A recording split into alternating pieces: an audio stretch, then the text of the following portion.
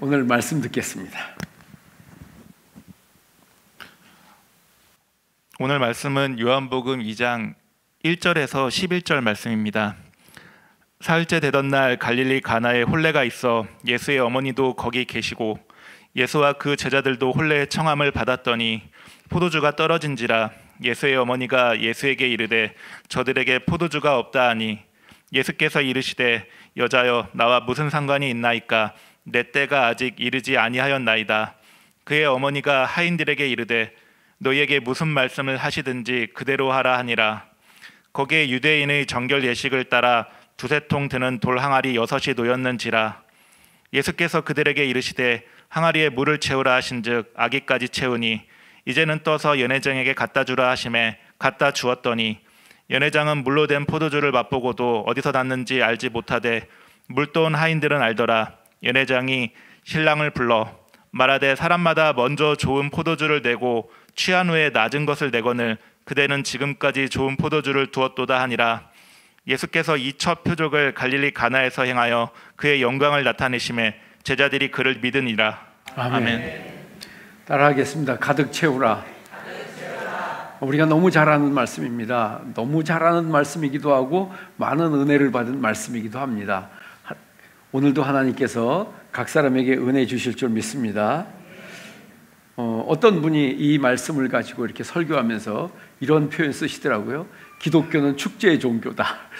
잔치의 종교다. 요한복음 2장에서 맨 처음에 다룬 예수님의 기적 사건이거든요.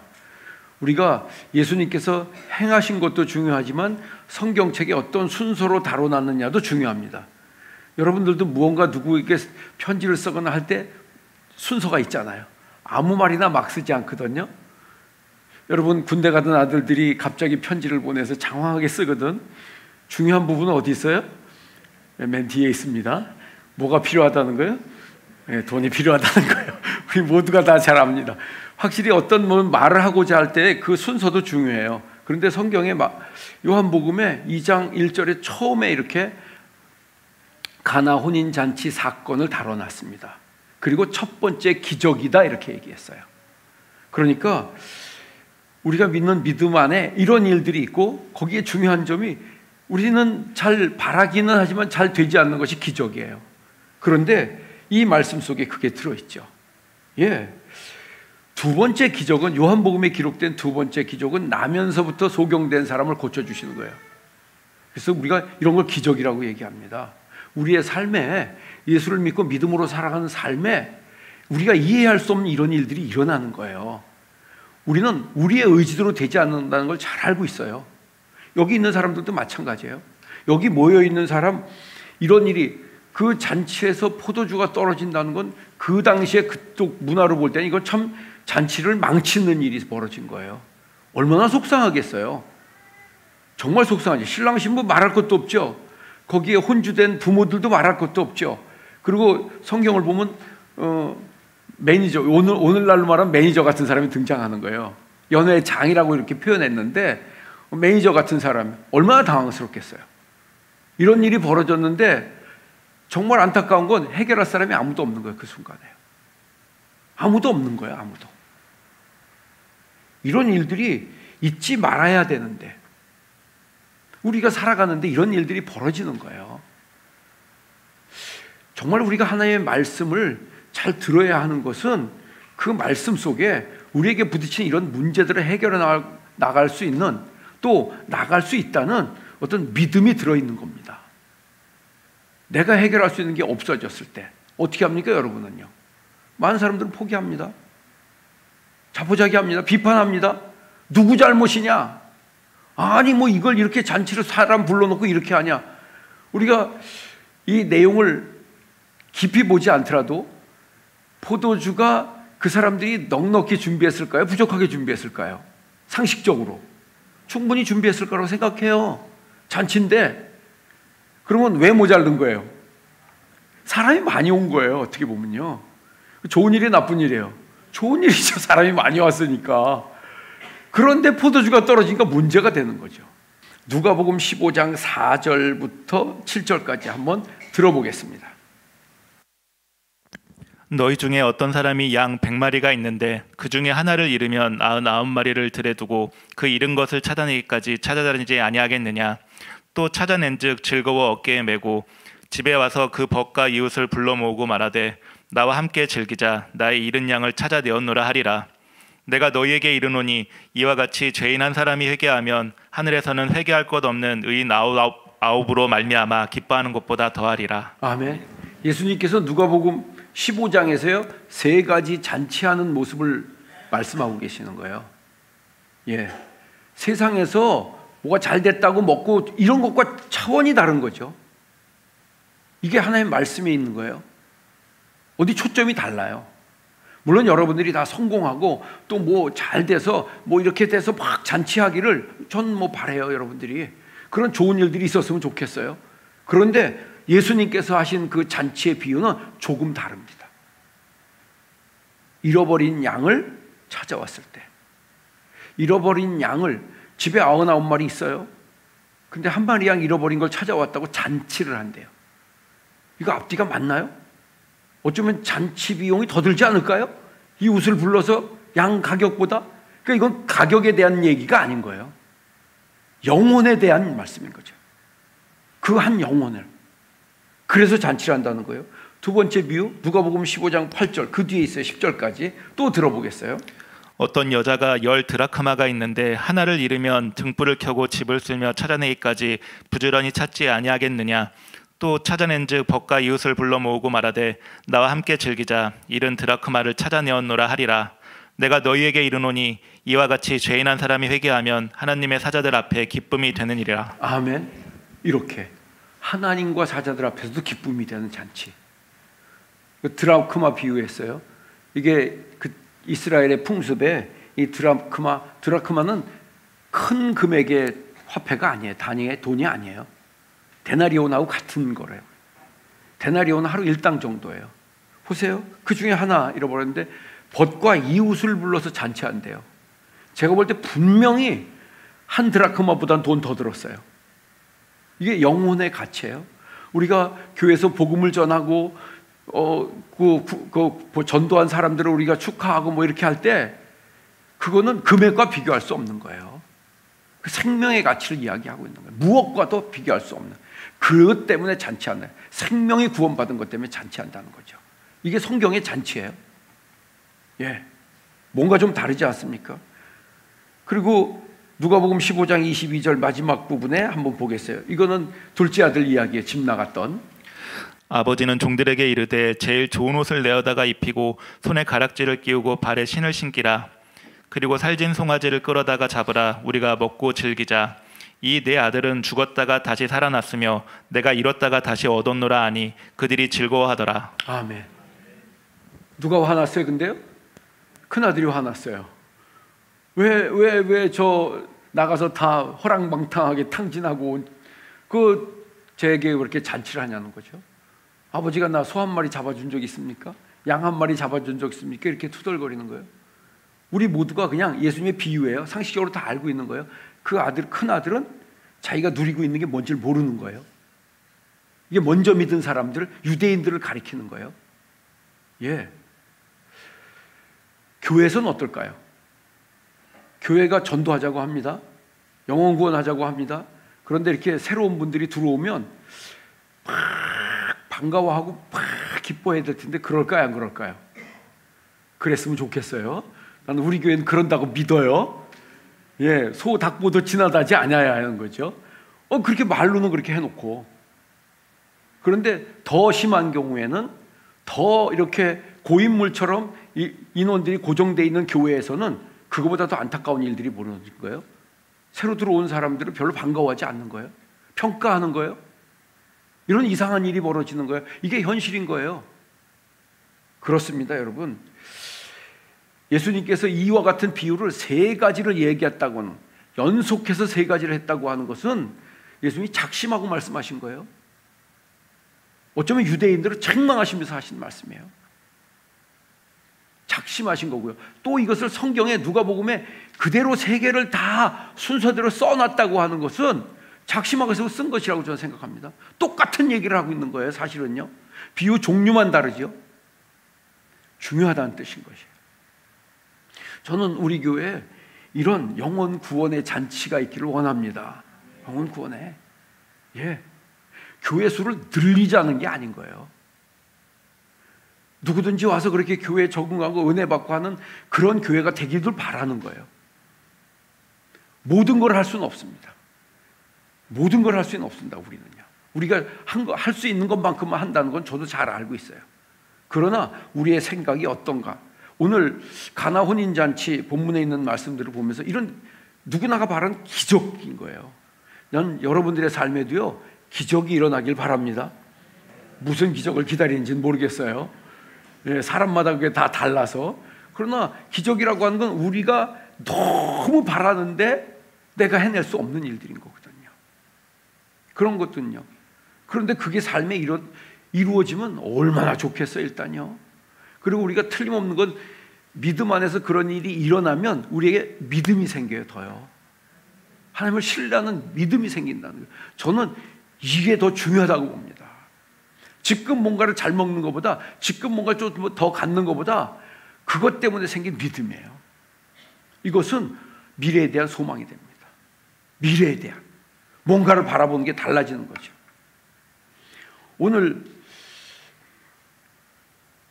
이 본문에 있는 것 중에 그런 기적이 일어난 요인들을 보면 복잡하지 않아요. 첫째는 따라합니다. 예수님이 계셨습니다. 믿으시면 아멘. 예수님이 계셨어요. 기적의 주인공이에요. 다른 사람들은 아무리 많아도 도움이 안 되는 거예요. 그 중에 여러 사람 불평하지 않았겠어요? 사람이 많다고 되는 건 아닌 것 같아요.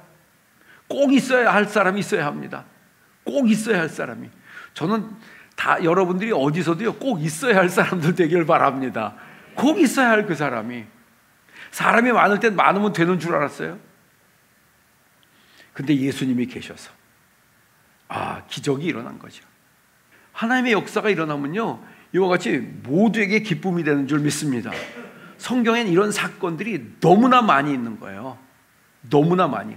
예수님이 가신 곳마다, 예수님이 있는 곳마다, 예수님을 만난 사람들마다 그게 사복음서에 가득 차 있어요, 여러분요. 좀 집에 가서 읽어보세요. 그리고 여러분들이요, 그런 주인공들 되길 바랍니다. 우리가 잘 아는 오병이요, 아니 들판에 가득한 사람들인데 소용이 없는 거예요. 오히려 그 가득 모인 사람들이 뭐예요?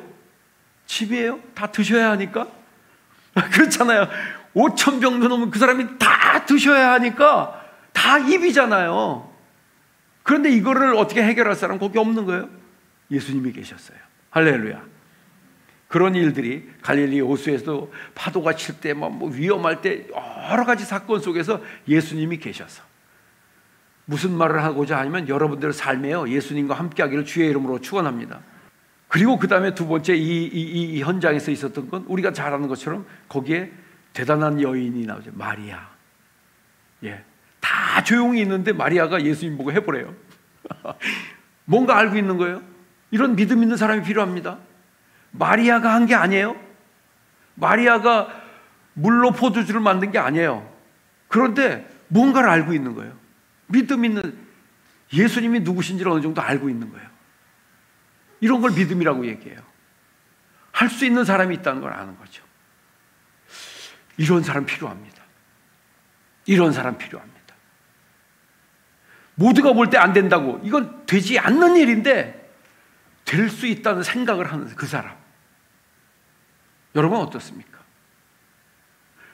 다시 말씀드려요. 모든 걸 할 수 있다는 게 아니에요. 할 수 있는 걸 하는 거예요. 할 수 있는데 안 되는 걸, 안 된다고 생각하는 걸 이야기하고 있는 거예요. 아예 닫아버리는 거예요. 믿음 있는 사람이에요. 그래서 때로는 그 믿음 있는 사람이 말할 때 사람들이 그 말을 무시하는 거예요. 때로는 서운해해요. 이게 얼마나 어처구니 없는 일인 거예요. 여기서 만약에 마리아가 하는 말을 주변 사람들이 들었어. 뭐라고 할 것 같으세요? 이 아줌마가 왜 이러신데? 그렇잖아요. 이게 말이 안 되는 소리를 하고 있는 거거든요. 연회장이 들었으면 뭐라 그러겠어요? 이분 밖으로 모셔라. 그렇지 않겠어요? 이게 믿음의 말이에요, 여러분. 바라긴요, 하나님이 여러분들에게 믿음을 주셔서 믿음의 말을 하는 사람 되길 바랍니다. 그 믿음의 말이에요. 맞는 말이 아니고 믿음의 말을 얘기하는 거예요. 우리 목사님들 사회에서 종종 유행하는 말이 있어요. 목사님들은 사실을 말하고 사모님들은 믿음을 말한대. 누가 옳은 건지 모르겠어요. 목사님들은 사실만 말하는데, 아는 게 많아가지고 사실만 말하는데 하나도 되는 게 없어. 믿음으로 말하는 사모님이 그게 앞뒤가 안 맞는 것 같을 때가 있는데 그 일이 되는 거예요. 이게 믿음을 얘기하는 거예요. 거기서 이 마리아의 말은 누구도 신뢰하지 않을 수 있어요. 그런데 그 말이, 그러니까 그냥 된 건 아니죠. 마리아는 예수님을 가질 때부터 천사의 말을 들었고 그 마음속에 믿음이 있었고 긴 세월을 지나오면서 예수님이 하는 걸 지켜본 거예요. 그냥 믿음이 생기는 게 아니에요. 그냥 여러 가지 과정들을 통해서 마리아는 범상치 않은 것을 알았던 거죠. 그러니까 어느 날 이렇게 말할 수 있는 거예요. 뜬금없이 한 게 아닙니다. 다른 사람들이 볼 때는 뜬금없는 것 같은데 분명히 그런 과정 속에서 하나님이 믿음을 주셨습니다. 예수님까지 당사자까지 내 때가 아니라고 하는데도 불구하고 한 번 더 합니다. 종들에게 이 사람이 시키는 대로 하라고 합니다. 대단하다고 생각합니다. 여러분 그렇게 해보신 적 있나요? 다 안 된다고 그러는데 가서 해봐 그런 적 있나요? 상식으로 보면 이게 안 맞는 거예요. 그러니까 하나님의 믿음의 역사와 기적이 일어나는데 때로는 그 상식은 살아가는데 너무 필요한 거 꼭 필요합니다. 상식 없는 사람 조금 멀리 하셔야 합니다. 상식 때문에 얼마나 스트레스 받습니까? 그러나 하나님 앞에 믿음으로 기적의 역사가 일어난 데는 그 상식이 때로는 방해가 되는 거예요. 제가 늘 겪는 거예요. 하나님께 뭔가 역사를 이루시고 뭔가 은혜를 주시고 뭔가 일이 일어날 때는 반드시 그런 거 뭐가 하나 가로막는 거예요. 믿음 있는 사람은, 무언가를 아는 사람은 거기에 집중하는 거예요. 예배는 우리가 하나님께 내 마음을 드리고요, 예배를 드리고 은혜 받는 시간인 줄 믿습니다. 거기서 초점에 흔들리면 안 되는 거예요. 어쩌면 들어오다 그런 사람이 있는 것 같아서 하는지도 몰라요. 하나님께서요. 거기에 걸려 넘어지지 마세요. 그럼요. 그 어떤 것보다도 무엇을 공급하시고 우리에게 일을 이루시고 기적을 이루시는 분은 하나님이신 줄 믿습니다. 모두가 다 있어도 이 중에서 여러분들에게 은혜를 주는 분은 하나님이라는 것을 깨닫길 바랍니다. 때로는 목사님이 걸릴 때도 있어요. 목사님이 나오셨는데 넥타이가 마음에 안 들어. 어떨 때 보면 넥타이를 삐뚤어 매고 있어. 계속 그게 걸려. 있어요, 이 중에요. 목사님이 머리를 좀 깔끔하게 안 다듬어서 계속 그게 걸려. 도대체 목사님은 왜 저것도 안 하는? 아니요, 목사님이 잘했다는 게 아니에요. 넥타이 똑바로 매야지 당연히. 머리 잘 다듬어야지 당연히. 그러나 목사님의 스타일이 여러분들을 바꾸는 게 아니에요. 외모가 바꾸는 게 아니에요. 하나님의 말씀이 여러분들을 변화시킴을 깨닫기를 주의 이름으로 축원합니다. 그 말이에요, 역할이에요. 때로는 여러분들이 뭔가 하나님께서 은혜 주셔서 말할 때 이게 앞뒤가 안 맞는 것 같아도 너무 두려워하지 마세요. 그 말을 했다가 망신당하면 어떨까? 저는 이렇게 말하고 싶어요. 망신 한 번씩 좀 당해보라고 하고 싶어요. 부끄러워하지 마세요.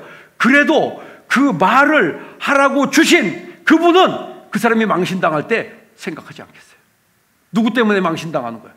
나 때문에 하는 거 아니야. 하나님께서 내가 하라고 했으니까. 보상하신 분이 하나님임을 깨닫기를 주의 이름으로 축원합니다. 마리아도 어느 날 그냥 그렇게 된 게 아닙니다. 예수님이 자라면서 속 세겠어요, 안 세겠어요? 제가 볼 때 다 썼으면 많이 세겠어요. 많이. 근데 하나만 썼어요.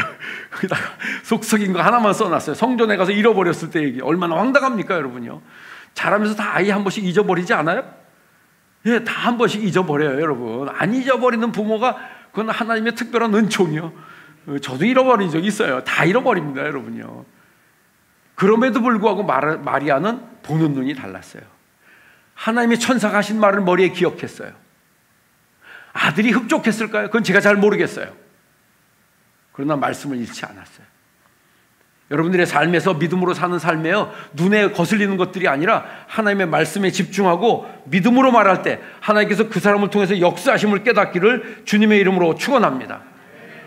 우리가 듣고 실천하기 어려운 말씀이 있어요. 난 여러분들이 믿음이 있을 거라고 생각하고 한번 같이 읽어보겠어요. 마가복음 16장 18절. 마가복음 16장 18절 다 같이 읽어보겠습니다. 시작. 뱀을 집어올리며 무슨 독을 마실지라도 해를 받지 아니하며 병든 사람에게 손을 얹은즉 나으리라 하시더라. 아멘. 그렇습니다. 손을 얹은 즉 나으리라. 이 믿음 있는 사람을 통해서 하나님이 병을 고치셔요. 그 사람이 하는 게 아니고 이 믿음 있는 사람이. 혹시 오늘 말씀을 듣다가 그게 좀 믿어지시거든 집에 가서 한번 해보세요. 한번 해보세요. 믿어지는 분, 믿어지는 분. 하나님께서 믿음 주실 줄 믿습니다. 믿어지는 분. 가족에게도 해보세요. 틀림없이 뭐라고 할 거예요. 왜 이래? 갑자기 뭐 하는 거야? 오늘 예배 시간에 무슨 일이 있었던 거야? 그럴 수 있어요. 그러나 여러분, 병을 고치신 분은 하나님이신 줄 믿습니다. 적어도 우리는 하나님이신 그 마음을, 감동을 가서 실천하는 거예요. 그게 믿음의 시작이에요. 그 사람을 통해서 기적이 나타나는 거예요. 가만히 있는 사람에게 안 일어납니다. 조금 더 우리가 적나라하게 얘기하면 들었는데 가서 안 하는 사람은 뭐예요? 말하는 사람을 무시하는 겁니다. 그런데 그 사람을 통해서 뭘 하겠어요? 회사에서 높은 분이, 사장님이 가서 하라고 했는데 알아서 안 해. 그냥 그거 하나만 하래. 그거 해봐야 안 된대. 왜? 실무자니까. 그리고 안 해요. 사장님이 알았어. 그럼 다음에 어떻게 하겠어요? 빼겠죠. 어느 날이면 어떻게 하겠어요? 기회가 오면요, 바꾸겠죠. 왜 바꾸는지 모르는 거예요. 예. 그러나 보니까 가서 되든 안 되든 하고 있는 거야. 할렐루야. 그 하고 있는 모습을 보면 이 사람이 그래도 내 말을 듣는다는 걸 아는 거죠. 우리의 삶을 좀 돌아보기를 바랍니다. 그런 사람을 통해서 하나님께서 그 마음에 하나님의 때가 이뤄서 기적이 그 사람에게 나타난다니까요. 그 사람에게. 그 사람을 통해서 나타납니다. 여러분들이 정말 믿음 안에요, 하나님이 이런 말씀 붙들고 나가기를 주의 이름으로 축원합니다. 하나만 더 하고 나머지는 다음 주에 얘기했어요. 출애굽기 4장 17절. 한 2시간 하면 딱 좋겠는데 아무도 안 남아있을 것 같아서. 너는 이 지팡이를 손에 잡고 이것으로 이적을 행할지니라. 아멘. 지팡이를 잡고. 여러분, 지팡이 갖고 기적이 나타나고 믿어질 사람이 어디 있어요? 이게 언제 기적을 하신다고 하신 거냐면, 이집트에 가서, 애굽에 가서 애굽 바로하고 싸워서 이스라엘 백성들을 탈출시킬 때 하는 거예요. 뭔 지팡이로 해요, 여러분요. 지팡이에 혹시 핵폭탄 스위치가 있으면 모르겠어. 전투기 동원하는 스위치가 있으면 모르겠어. 전혀 아니거든요. 그런데 이렇게 하래요. 이건 100% 믿음을 요구하신다고 저는 봅니다. 100%. 여러분 손에도 그런 지팡이가 있었으면 좋겠어요. 우린 도대체 뭘 갖고 살길래 이렇게 뭔가 하고자 하는데 겁부터 나고 두려움부터 나는 거예요. 예. 그리고 나서 모세의 지팡이를 가지고 할 때, 홍해를 건너갈 때 홍해 앞에서 들으려고 그랬어요. 들으려고 하니까 홍해가 갈라졌대. 여러분요. 이거 앞뒤가 맞아요, 안 맞아요? 정말 이해할 수 없는 거예요.